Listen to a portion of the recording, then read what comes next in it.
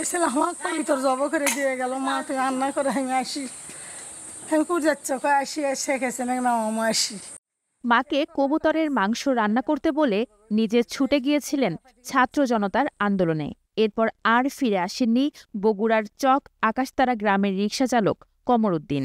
পরিবার জানতে পারে গুলি লেগে মারা গেছেন কমর উদ্দিন।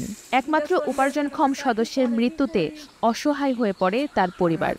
দিন তামান আর আসে না এরই মধ্যে খবর এলো যে কোমর দি গুলি মারছে, কোমর দি ওটি পরে আছে। দৌড়ে দৌড়ে করে গেল অফিস থেকে দুটো ছেলে সেই নিয়ে যায় হসপিটাল ভর্তি করে দিছে। মাসহ ৫ সদস্যের পরিবারের একমাত্র উপার্জনক্ষম ব্যক্তি ছিলেন কমর উদ্দিন।